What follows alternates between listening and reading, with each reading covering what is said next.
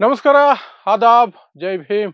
ನಾನು ನಿಮ್ಮ ಭಾಗ್ಯನಾರಾಯಣ ಬೊಗ್ಗವರಪು. ನೀವು ನೋಡ್ತಾ ಇದ್ದೀರಿ ಸುದ್ದಿ ಸರ್ಕಲ್. ಬಂಗ್ಲೆಗುಡ್ಡ ನೆನಪಿರಬೇಕು ನಿಮಗೆ. ಕೆಲವು ತಿಂಗಳಿಂದ ಅದರ ಬಗ್ಗೆ ಸುದ್ದಿನೇ ಇಲ್ಲ. ಧರ್ಮಸ್ಥಳ, ತಲೆಬುರುಡೆಗಳು, ಚಿನ್ನಯ್ಯ ಎಲ್ಲ ನೆನಪಿರುತ್ತೆ, ಬಟ್ ಸ್ವಲ್ಪ ಮರ್ತಿರ್ತೀರಿ. ಬಟ್ ಅದೆಲ್ಲವೂ ಸಹ ಮತ್ತೆ ಈಗ ಚರ್ಚೆಗೆ ಬರುವಂತಹ ರೀತಿಯಲ್ಲಿದೆ. ಯಾಕೆಂದ್ರೆ ಬಂಗ್ಲಗುಡ್ಡೆಯಲ್ಲಿ ಮತ್ತೆ ಶೋಧ ಕಾರ್ಯ ನಡೆಸುವ ಎಲ್ಲ ಸಾಧ್ಯತೆಗಳು ಎದ್ದು ಕಾಣ್ತಾ ಇದೆ. ಅಲ್ಲಿ ಸಿಕ್ಕಿರುವಂತಹ ಮೂಳೆಗಳು, ಅಸ್ಥಿಪಂಜರಗಳ ಬಗ್ಗೆ ಸಾಕಷ್ಟು ಅನುಮಾನಗಳು ಈಗ SITಗೆ ಕಾಡ್ತಾ ಇದೆ. FSL ಫೈನಲ್ ರಿಪೋರ್ಟ್ ಇನ್ನೂ ಬಂದಿಲ್ಲ.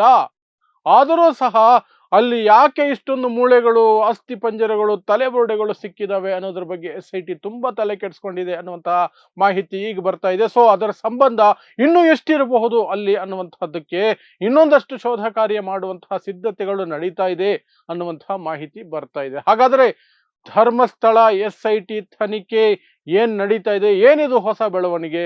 ಏನಿದು ಬಂಗ್ಲಗುಡ್ಡ? ಆಕ್ಚುಯಲ್ ಆಗಿ ನೀವು ಮರ್ತಿದ್ರೆ ಮತ್ತೊಮ್ಮೆ ನೆನಪಿಸುವ ಪ್ರಯತ್ನವನ್ನ ಈ ಮೂಲಕ ಮಾಡೋ ಪ್ರಯತ್ನ ಮಾಡ್ತೀನಿ.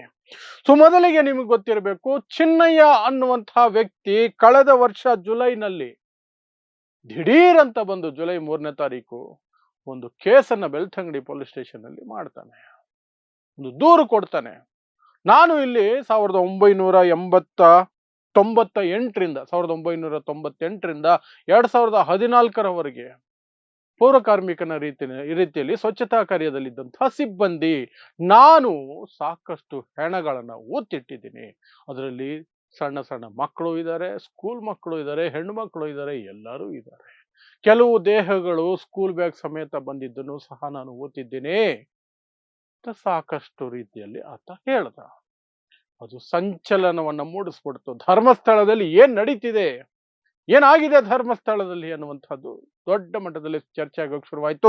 ಅದಾದ ಕೆಲವೇ ದಿನಗಳಲ್ಲಿ ಒಂದು 16 ದಿನಗಳ ನಂತರ ಜುಲೈ 3ನೇ ತಾರೀಕು ಆತರ ದೂರು ಕೊಡ್ತಾನೆ. ಜುಲೈ 19ಕ್ಕೆ ರಾಜ್ಯ ಸರ್ಕಾರ SITಯನ್ನ ನೇಮಿಸುತ್ತೆ. SIT ನೇಮಿಸುತ್ತೆ. ಅದಾದ್ಮೇಲೆ ನಿಮ್ಗೆ ಏನಾಯ್ತು ಅನ್ನೋದ್ರ ಬಗ್ಗೆ ಗೊತ್ತು. ಸಾಕಷ್ಟು ಕಡೆ ಉತ್ಖನನ ಆಗತ್ತೆ. ಆರಂಭದಲ್ಲಿ ಏನು ಸಿಗೋದಿಲ್ಲ. ಆ ನಂತರ ಬಂಗ್ಲಗುಡ್ಡೆಯಲ್ಲಿ ಯಾವಾಗ ಬುಲ್ಡೋಸರ್ ಅಥವಾ ಎಕ್ಸ್ಕವೇಷನ್ ಆಗತ್ತೆ, ಯಾವಾಗ ಅದು JCB ಅಲ್ಲಿ ಕೆಲಸ ಮಾಡುತ್ತೆ, ಅಲ್ಲಿ ರಾಶಿ ರಾಶಿ ಮೂಳೆಗಳು ಸಿಗ್ತವೆ. ಮಾಹಿತಿಯ ಪ್ರಕಾರ ಇಲ್ಲಿ ಅವರಿಗೆ ಬರೀ ಬಂಗ್ಲಗುಡ್ಡೆಯಲ್ಲೇ 8 ಬುರುಡೆಗಳು, 1000ಕ್ಕೂ ಹೆಚ್ಚು ಮೂಳೆಗಳು ಸಿಕ್ಕಿದಾವೆ. 1000ಕ್ಕೂ ಹೆಚ್ಚು ಮೂಳೆಗಳು. ಎಲ್ಲವನ್ನೂ ಸಹ FSL ವರದಿಗಾಗಿ ಪರೀಕ್ಷೆ ಕಳಿಸಿದ್ದಾರೆ. ಇನ್ನು ಅದರ ವರದಿಗಳು ಬಂದಿಲ್ಲ ಅಂತ SIT ಕಳಿಸಿದೆ. ಬಟ್ ಹಾಗಿದ್ದು ಸಹ ಸುಮಾರು 3900 ಪುಟಗಳ ಚಾರ್ಜ್ ಶೀಟ್ ಅನ್ನ ಬೆಳ್ತಂಗಡಿ ಕೋರ್ಟ್ಗೆ SIT ಸಲ್ಲಿಸಿದೆ. ಆ ಚಾರ್ಜ್ ಶೀಟ್ ಅಲ್ಲಿ ಏನಿದೆ ಅನ್ನೋದ್ರ ಬಗ್ಗೆ ಸಾಕಷ್ಟು ಚರ್ಚೆಗಳು ನಡೀತು, ಏನೇನೋ ಆಯ್ತು. ಆದ್ರೆ ಆ ತನಿಖೆ ಯಾವ ನಿಟ್ಟಿನಲ್ಲಿ ನಡೀತಾ ಇದೆ, ಯಾವ ನಿಟ್ಟಿನಲ್ಲಿ ನಡೀತಾ ಹೋಗ್ಬೇಕಿತ್ತು, ಹೋಯ್ತು ಅನ್ನೋದ್ರ ಬಗ್ಗೆ ಸಾಕಷ್ಟು ಪರ ವಿರೋಧಗಳ ಚರ್ಚೆಗಳಾಯ್ತು. ಧರ್ಮಸ್ಥಳ ಅಂತ ಬಂದ ತಕ್ಷಣ ಅಲ್ಲೊಬ್ಬರು ಇದು ನಮ್ಮ ಅಪ್ಪನ ಆಸ್ತಿ ಅಂತ ಒಬ್ರು ಕೂತಿದಾರಲ್ಲ, ಒಬ್ರು ದೊಡ್ಡ ಮನುಷ್ಯ, ಸೋಕಾಲ್ಡ್ ದೊಡ್ಡ ಮನುಷ್ಯ, ಆತನ ಚರ್ಚೆಗಳು ಶುರುವಾಯಿತು. ಸೌಜನ್ಯ ವಿಚಾರ ಕೂಡ ಮತ್ತೆ ಮುನ್ನೆಲೆಗೆ ಬಂತು. ಸೌಜನ್ಯ ಧರ್ಮಸ್ಥಳದ ದೊಡ್ಡ ಮನುಷ್ಯ, ಇದೆಲ್ಲವೂ ಸಹ ಮತ್ತೆ ಕೆದಕೊಂಡು ನಡೀತಿರ್ಬೇಕಾದ್ರೆ ಸಾಕಷ್ಟು ಇದ್ದಕ್ಕಿದ್ದ ಹಾಗೆ ಸರ್ಕಾರಕ್ಕೆ ಒಂದು ಮಧ್ಯಂತರ ವರದಿಯನ್ನು ಸಲ್ಲಿಸಿದ್ದಾರೆ SIT ಅವರು ಅನ್ನುವಂತ ಮಾಹಿತಿ ಬಂತು. ಸರ್ಕಾರನು ಒಪ್ಕೊಳ್ತು, ಸಲ್ಲಿಸಿದ್ದಾರೆ SIT. ಬಟ್ ತಾನೇ ಆ ವರದಿಯನ್ನು ಹೊರಗಡೆ ಬಿಡಿ ಅಂದ್ರೆ ನೋ, ಇಲ್ಲಿಯವರೆಗೆ ಬಿಟ್ಟಿಲ್ಲ. ಕಳೆದ ಡಿಸೆಂಬರ್ನಲ್ಲೇ ಆಗಿದೆ ಅಂತ ಮಾಹಿತಿ ಬಂದಿತ್ತು. ಏನು ಮಧ್ಯಂತರ ಒಂದು ವರದಿಯನ್ನ ಸರ್ಕಾರಕ್ಕೆ SIT ಸಲ್ಲಿಸಿದೆ ಅಂತ. ಬಟ್ ಇಲ್ಲ, ಅದರ ಬಗ್ಗೆ ರಾಜ್ಯ ಸರ್ಕಾರ ಚಕರ ಎತ್ತಲ್ಲ. ಯಾಕೆಂದ್ರೆ ರಾಜ್ಯ ಸರ್ಕಾರದ ನಿಲುವು ಏನಿದೆ ಅಫಿಷಿಯಲ್ ಆಗಿ ಅನ್ನೋದನ್ನ ಯಾರು ಅರ್ಥ ಮಾಡ್ಕೊಳ್ಳೋಕೆ ಸಾಧ್ಯ ಇಲ್ಲದೆ ಹೋದ್ರು ಸಹ, ಆದ್ರೆ ಅವರ ನಡವಳಿಕೆಯಲ್ಲಿ, ಅವರ ಮಾತುಗಳಲ್ಲಿ ನಮ್ಗೆ ಸ್ಪಷ್ಟವಾಗಿ ಗೊತ್ತಾಗ್ತಾ ಇದ್ದಿದ್ದು, ಯಾವುದೋ ಒಂದು ದೊಡ್ಡ ಕುಳನ ಕಾಪಾಡೋದಕ್ಕೆ ಇವರೆಲ್ಲರೂ ಸಹ ಸಿಕ್ಕಾಪಟ್ಟೆ ಬೆವರು ಹರಿಸ್ತಾ ಇದ್ದಾರೆ ಅನ್ನುವಂಥದ್ದು. ಯಾಕಂದ್ರೆ ಈ ರಾಜ್ಯದ ಉಪಮುಖ್ಯಮಂತ್ರಿ ತಪ್ಪು ಯಾರೇ ಮಾಡಿದ್ರು ಅವ್ರಿಗೆ ಶಿಕ್ಷೆ ಆಗಬೇಕು ಅಂತ ಮಾತಾಡ್ಲಿಲ್ಲ ಯಾವತ್ತು. ಇದೊಂದು ಷಡ್ಯಂತ್ರ ನೋಡಿ, ಚಿನ್ನಯ್ಯ ಅನ್ನೋದೊಂದು ಷಡ್ಯಂತ್ರ ಅಂತ ಹೇಳಿ ಕೊನೆಗೆ ಚಿನ್ನಯ್ಯನನ್ನೇ ಅರೆಸ್ಟ್ ಮಾಡಿದ್ರು ಆಗಸ್ಟ್ ತಿಂಗಳಲ್ಲಿ. ಈಗ ಆತ ಬೇಲಲ್ಲಿದ್ದಾನೆ. ಆತನೇನು ಕಡಿಮೆ ಅಲ್ಲ.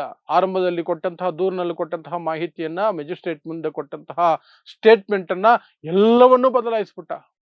ಎಲ್ಲ ಬದಲಾಯಿಸ್ತ. ಆ ನಂತರ ಸೌಜನ್ಯ ಪರ ಹೋರಾಟಗಾರರ ಕಡೆಗೆ ತಿರುಗ್ತದು. ಅವ್ರ ಮೇಲೆ ಆಪಾದನೆಗಳು ಬಂತು, ಇದೆಲ್ಲ ಅವರು ಕಟ್ಟಿರೋ ಬುರುಡೆ ಕತೆ ಇದು ಅಂತ. ಆ ದೊಡ್ಡ ಮನುಷ್ಯನ ರಕ್ಷಣೆಗೆ ಒಂದಷ್ಟು ಎಂಜಲು ನೆಕ್ಕುವ ಮಾಧ್ಯಮಗಳು, ಒಂದಷ್ಟಲ್ಲ ಎಲ್ಲ ಎಂಜಲು ನೆಕ್ಕುವ ಮಾಧ್ಯಮಗಳು, ಎಂಜಲು ನೆಕ್ಕುವ ಒಂದಷ್ಟು ಗಿರಾಕಿಗಳು ಎಲ್ಲ ಇಳಿದ್ರು, ಇವತ್ತಿಗೂ ಇಳಿದಿದ್ದಾರೆ. ಸೌಜನ್ಯ ಸಾವನ್ನ ಪವಿತ್ರ ಸಾವು ಅಂತ ಒಬ್ಬ ಲುಚ್ಚ ಲಫಂಗ ಕರೆದ. ಪವಿತ್ರ ಸಾವಂತೆ ಸೌಜನ್ಯದು. ಏನ್ ಹೇಳ್ತೀರಿ ಇದಕ್ಕೆ? ಅಷ್ಟೆಲ್ಲ ನಡ್ಕೊಂಡು ಬರ್ತಿತ್ತು. ಇದರ ನಡುವೆ ಸರ್ಕಾರದ ಹೇಳಿಕೆಗಳಿತ್ತಲ್ಲ, ಅದು ಸಹ ಸ್ಪಷ್ಟವಾಗಿ ಹೇಳ್ತಾ ಇತ್ತು, ಯಾವನೋ ಒಬ್ಬನನ್ನ ಬಚಾವ್ ಮಾಡೋದಕ್ಕೆ ಇವರು ದೊಡ್ಡ ಮಟ್ಟದಲ್ಲಿ ಪ್ರಯತ್ನ ಮಾಡ್ತಿದ್ದಾರೆ ಅಂತ. ಸೊ ರಾಜ್ಯದ ಉಪಮುಖ್ಯಮಂತ್ರಿ ಕೊಟ್ಟ ಸ್ಟೇಟ್ಮೆಂಟ್ ಏನು? ನನ್ನಂತ 1000 ಜನ ನಿಂತ್ಕೊಳ್ತಾರೆ ರಕ್ಷಣೆಗೆ, ಧರ್ಮಸ್ಥಳದ ರಕ್ಷಣೆಗೆ ನನ್ನಂತ 1000 ಜನ ನಿಂತ್ಕೊಳ್ತಾರೆ ಅಂತ. ರಾಜ್ಯದ ಗೃಹ ಮಂತ್ರಿ, SIT ನೇಮಿಸಿದ ಅದೇ ಗೃಹ ಮಂತ್ರಿ ಸದನದ ಒಳಗೆ ನಿಂತ್ಕೊಂಡು ಹೇಳಿದ್ದೇನು? ಇದು ಷಡ್ಯಂತ್ರ, ಅಲ್ಲಾಗಿರುವ ಕಳಂಕವನ್ನ ತೊಳೆಯೋದಕ್ಕೆ SIT, ತಪ್ಪಿತಸ್ಥರನ್ನ ಹಿಡಿದು ಶಿಕ್ಷಿಸೋದಕ್ಕೆ ಅಂತ ಹೇಳಲೇ ಇಲ್ಲ ಪರಮೇಶ್ವರು. ಅಲ್ಲ ಬಂದಿರೋ ಕಳಂಕವನ್ನ ತೊಳೆಯೋದಕ್ಕೆ, ಕಳಂಕರಹಿತರನ್ನಾಗಿ ಮಾಡೋದಕ್ಕೆ SIT ಮಾಡಿದ್ದೀವಿ ಅಂತ. ಸೊ ಅದೆಲ್ಲ ಸ್ಪಷ್ಟವಾಗಿ ಹೇಳ್ತಾ ಇತ್ತು ಈ ರಾಜ್ಯ ಸರ್ಕಾರದ ಮನಸ್ಥಿತಿ ಏನು ಅಂತ. ಈ ರಾಜ್ಯ ಸರ್ಕಾರ ಅಲ್ಲ, ಈ ಹಿಂದಿನ ಸರ್ಕಾರಗಳು, ಯಾವುದೇ ಪಕ್ಷದ ಸರ್ಕಾರ, ಎಲ್ಲರೂ ಪಕ್ಷಾತೀತರಾಗಿ ಆ ದೊಡ್ಡ ಮನುಷ್ಯ ಅಂತ ಕರ್ಸ್ಕೊಳ್ಳೋನು ಒಬ್ಬ ಅವನಲ್ಲ, ಅವನ ರಕ್ಷಣೆಗೆ ಏನೆಲ್ಲ ಬೇಕೋ ಎಲ್ಲ ಮಾಡ್ತಾ ಇದ್ದಾರೆ. ಹಾಗಾಗಿ ಇದ್ದಕ್ಕಿದ್ದ ಹಾಗೆ ಕಳೆದ 3-4 ತಿಂಗಳಿಂದ ಧರ್ಮಸ್ಥಳದ ಸುದ್ದಿನೇ ಇಲ್ಲ. ಏನಾಯ್ತು? ವರದಿ ಸಲ್ಲಿಸಿದ್ರಲ್ಲ, ಸರ್ಕಾರ ಏನಾದ್ರು ಸ್ಟೇಟ್ಮೆಂಟ್ ಕೊಡುತ್ತಂದ್ರೆ ನೋ, ಸರ್ಕಾರದ ಕಡೆಯಿಂದ ಸ್ಟೇಟ್ಮೆಂಟ್ ಇಲ್ಲ. ಕೋರ್ಟಲ್ ಪ್ರೊಸೀಡಿಂಗ್ಸ್ ಮುಂದಕ್ಕೆ ಹೋಗಿಲ್ಲ. ತನಿಖೆಯ ಬಗ್ಗೆ ಯಾವುದೇ ಡೆವಲಪ್ಮೆಂಟ್ಸ್ ಆಗಿರ್ಲಿಲ್ಲ. ಈಗ ಹೊಸದಾಗಿ ಬರ್ತಿರುವಂತಹ ಮಾಹಿತಿ, ಡೆವಲಪ್ಮೆಂಟ್ಸು, ಅಲ್ಲಿ ಯಾಕೆ ಅಷ್ಟೊಂದು ಮೂಳೆಗಳು ಸಿಕ್ತು ಅನ್ನೋದ್ರ ಬಗ್ಗೆ SIT ಈಗೇನೋ ಮತ್ತೆ ಒಂದಷ್ಟು ಕೆದಕೋದಕ್ಕೆ ಶುರು ಮಾಡಿದ್ಯಂತೆ. ಒಂದಷ್ಟು ಮತ್ತೆ ಶೋಧ ಕಾರ್ಯ ನಡೆಯುವ ಎಲ್ಲ ಸಾಧ್ಯತೆಗಳು ಇದೆಯಂತೆ. ಎಂಡ್ ಆಫ್ ದಿ ಡೇ ಅವರು ಏನನ್ನ ಎಸ್ಟಾಬ್ಲಿಷ್ ಮಾಡಕ್ ಹೊಡ್ತಾರೋ ಗೊತ್ತಿಲ್ಲ. ಒಟ್ಟಿನಲ್ಲಿ ಇನ್ನೊಂದಷ್ಟು ತೋಡುವಿಕೆ ನಡೆಯುವ ಎಲ್ಲ ಸಾಧ್ಯತೆಗಳು ಇದೆ.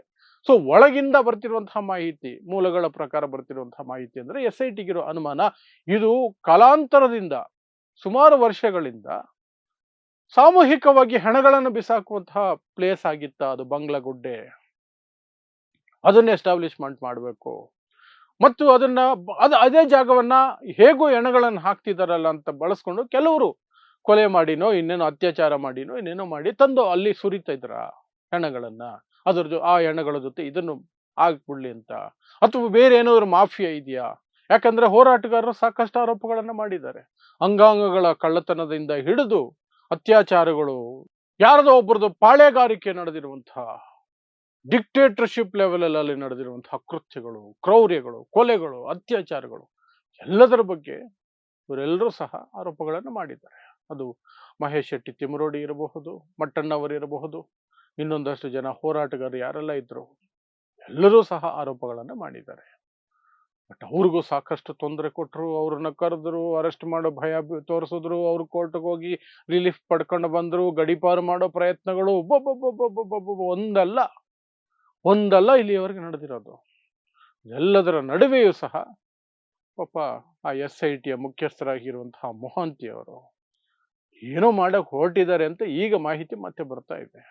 ಅಟ್ಲೀಸ್ಟ್ ಅದು ಎಸ್ಟಾಬ್ಲಿಷ್ಮೆಂಟ್ ಮಾಡಬೇಕು. ಯಾಕೆ ಅಷ್ಟೊಂದು ಮೂಳೆಗಳು, ಅಷ್ಟೊಂದು ಅಸ್ಥಿ ಪಂಜರಗಳು ಅಲ್ಲಿದ್ದಾವೆ, ಬುರುಡೆಗಳು ಯಾಕಿದ್ದಾವೆ, ಅದಾದ್ರೂ ಗೊತ್ತಾಗ್ಬೇಕಲ್ಲ, ಅದ್ರ ಮೂಲನಾದ್ರೂ ತಿಳ್ಕೋಬೇಕಲ್ಲ ಅಂತ. ಗೊತ್ತಿಲ್ಲ. ಬಟ್ ಒಟ್ಟಿನಲ್ಲಿ ಈಗ ಬಂಗ್ಲಗುಡ್ಡೆಯಲ್ಲಿ ಮತ್ತೆ ಕಾರ್ಯಾಚರಣೆ ಆಗುವ ಎಲ್ಲ ಸಾಧ್ಯತೆಗಳು ಇದೆ. ಅದಷ್ಟು ಈಗ ಬರ್ತಿರುವಂತಹ ಅಪ್ಡೇಟ್. ಸೊ ಇದಿಷ್ಟು ಧರ್ಮಸ್ಥಳದ SIT ಕುರಿತಾಗಿ ಹೊಸ ಅಪ್ಡೇಟು. ಮುಂದೇನಾದರೂ ಡೆವಲಪ್ಮೆಂಟ್ಸ್ ಆದರೆ ಖಂಡಿತ ನೀವು ಮುಂದೆ ವಿವರಿಸುವಂತಹ ಪ್ರಯತ್ನವನ್ನು ಮಾಡ್ತೀನಿ. ಸೊ ಇಂತಹದ್ದೇ ವಿಶೇಷ ಸುದ್ದಿಗಳಿಗಾಗಿ ನೋಡ್ತಾ ಇರಿ ಸುದ್ದಿ ಸರ್ಕಲ್. ನಾನು ನಿಮ್ಮ ಭಾಗ್ಯನಾರಾಯಣ ಬೊಗವರಪು.